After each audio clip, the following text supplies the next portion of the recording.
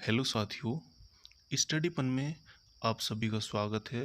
तो प्यारे साथियों, आज के सेशन में, और सेशन बहुत ही इंटरेस्टिंग होने जा रहा है क्योंकि भारत में हाल ही में 5 राज्यों के चुनाव खत्म हो चुके हैं।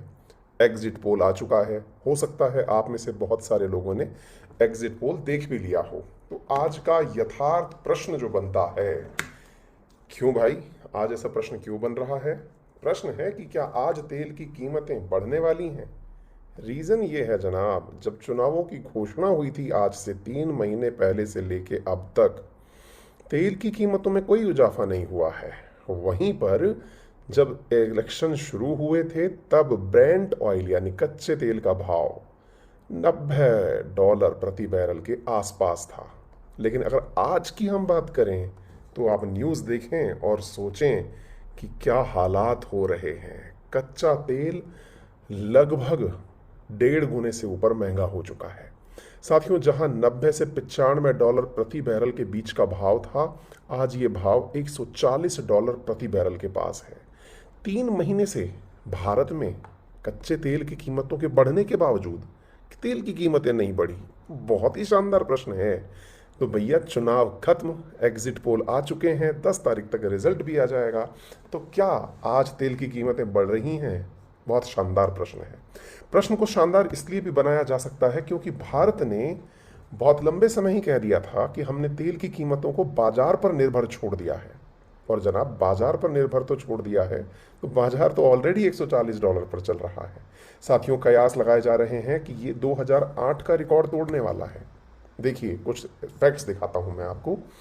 इंटरनेशनल प्राइसेस बढ़ रहे हैं 5 राज्यों के अंदर चुनावों के कारण। भारत ने तेल की कीमतों को नहीं बढ़ाया है।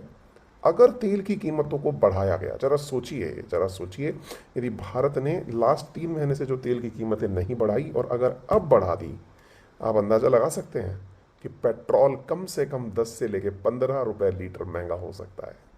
आपको जान के और आश्चर्य होगा मेरे प्यारे साथियों, यदि एनालिस्ट्स की बात सही मानी जाए तो साहब चीजें चौंकाने वाली हैं। क्योंकि रूस और यूक्रेन क्राइसिस के बीच में जेपी मॉर्गन नाम की एक कंपनी जो कि असेसमेंट करती है, भविष्य का आकलन करती है, उसका कहना है कि तेल की कीमतें तो साल के अंत तक $185 प्रति बैरल तक पहुंच जाएंगी यदि संकट ऐसे ही चलते रहे। तो साथियों, निश्चित ही यह घटना आप सबको परेशान कर सकती है कि क्या तेल की कीमतें इतनी ज़्यादा बढ़ सकती हैं, और अगर इतनी ज़्यादा बढ़ सकती हैं तो फिर क्या भारत को इसका कोई विकल्प तलाशना चाहिए? हम सवाल ये क्यों पूछ रहे हैं? सवाल इसलिए पूछ रहे हैं क्योंकि यूक्रेन क्राइसिस पर रशिया की ऑयल कंपनीज ने भारत को कहा है कि वो एक ज़बरदस्त डिस्काउंट ऑफर देने को तैयार हैं। पता है कौन सा डिस्काउंट ऑफर? डिस्काउंट ऑफर वो जब यूक्रेन क्राइसिस शुरू हुआ था, जब ऑयल 90 से लेकर $95 प्रति बैरल के आसपास चल रहा था, उस समय के भाव से भी और कुछ नहीं तो आप 10 से $15 प्रति बैरल हमें कम दे देना। यानी अगर आज की रेट मान के चलूँ 140 के भाव की, तो उसके हिसाब से तो आप सीधा सीधा देखिए कि ये बोल रहे हैं कि हमें $50 प्रति बैरल कम दे दो, तेल हमसे ले लो। आप सोचेंगे यार, गजब मेहरबान हो रहा है रशिया। ऐसा क्यों हो रहा है? रशिया की ऑयल फर्म्स ने कहा है कि हम भारत को बहुत ज़बरदस्त डिस्काउंट देना चाहते हैं। आपको लगेगा क्या बात है, हमने यूएन के अंदर रशिया के खिलाफ वोटिंग नहीं की, इससे क्या रशियन कंपनी खुश हो गई? नहीं जनाब, ऐसा नहीं है। इसके पीछे का लॉजिक कुछ और है। लॉजिक ये है कि अब ये चाहते हैं कि आपका जो पेमेंट सिस्टम है वो स्विफ्ट के माध्यम से तो हो नहीं रहा है। ऐसी स्थिति में हम जैसा चाहें वैसे आप सिस्टम के थ्रू पैसा पे करिए। ऐसा किसने कहा है? रशियन कंपनीज ने कहा है। आइए कुछ फैक्ट्स पढ़ाता हूं मैं आपको।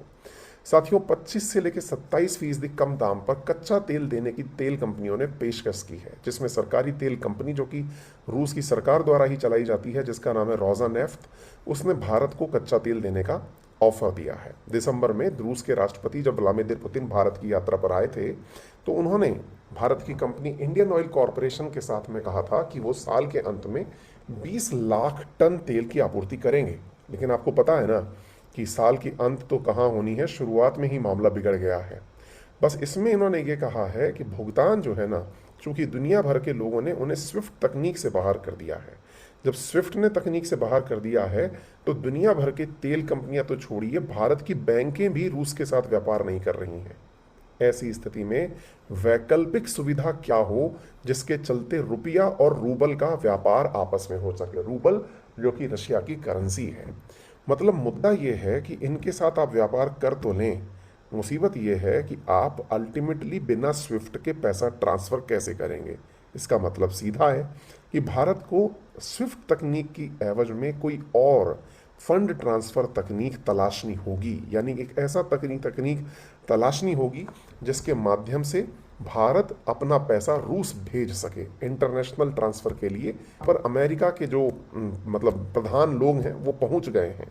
क्यों पहुंचे हैं कि यार सुनो भाई, जरा एक बात बताओ वेनेजुएला वालों, क्या तुम्हारे ऊपर से सैंक्शन वैंक्शन हटा दें, क्योंकि चक्कर ये है कि हम रशिया के ऊपर बहुत सारे सैंक्शन लगा चुके हैं।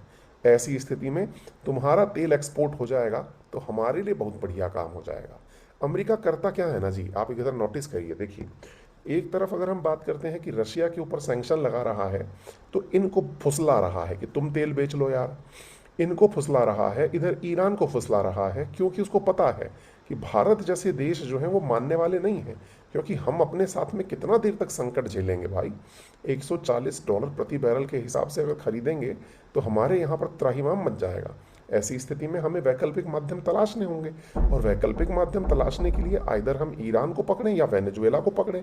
फिलहाल तो तुमने दोनों ही बंद कर रखे हैं। हालांकि रशिया से भी हम तेल इंपोर्ट करते हैं, लेकिन वो हमारे इंपोर्ट्स का ज़्यादा हिस्सा नहीं है। 1 से लेकर 2% के आसपास का ही हिस्सा है हमारे कुल इंपोर्ट्स का जो हम इससे लेते हैं। लेकिन एक विकल्प तो है, जब दुनिया भर ने इस पे सैंक्शन लगा रखे हैं, रूस हमारा मित्र है, क्यों ना हम सस्ते दामों पर यहाँ से ही गैस और तेल परचेज करने का भविष्य का वादा कर लें। आप कमेंट बॉक्स में अपनी राय जरूर बताइएगा कि क्या भारत को ऐसा नहीं करना चाहिए कि रशिया के साथ में यहाँ से, क्योंकि अब तो पाकिस्तान भी रशिया के समर्थन में उतर रखा है, ऐसी स्थिति में सोने पे सुहागा कर दिया जाए। तापी परियोजना जो है तुर्कमेनिस्तान, अफगानिस्तान, पाकिस्तान, इंडिया के माध्यम से भारत क्यों ना यहाँ से सीधी गैस मंगा ले और सस्ते दामों पर गैस मंगा ले। ऐसी स्थिति में हम ऐसी पाइपलाइन की भी व्यवस्था कर सकते हैं जिससे कि सीधा ऑयल इंडिया तक पहुंच जाए। बहुत सारी संभावनाएं हैं। भारत को ब्लेसिंग इन डिस्गाइज ढूंढना चाहिए। कहते हैं ना, विपत्ति में, आपदा में ही अवसर तलाशा जाता है, भारत को ऐसा तलाशना चाहिए। यूएस के ऑफिशियल्स जो हैं रशिया पर एक तरफ बैन लगाए हैं, दूसरी तरफ वेनेजुएला पहुंच गए हैं कि बताओ भैया तुम्हारे ऊपर से बैन वैन हटा दें अगर तुम तैयार हो जाओ तो। देखना होगा कि वेनेजुएला क्या कहता है। इधर ईरान भी कह रहा है कि अमेरिका वालों, अब तो तुम तेल के ऊपर से बैन हटा के खुद ही मानोगे, क्योंकि तुम्हारी तूती चलेगी नहीं, क्योंकि इंडिया जैसे देश, जापान जैसे देश बिना तेल के तुमको गांठेंगे नहीं। ऐसी स्थिति में तुम बेटा हम पर से भी हटाओगे सैंक्शन वैंक्शन, लेकिन सुनो, हटाओ तो ढंग से हटाना। 2015 से पहले जो हाल था ना वैसा कर देना, उससे कम कुछ भी बर्दाश्त नहीं होगा।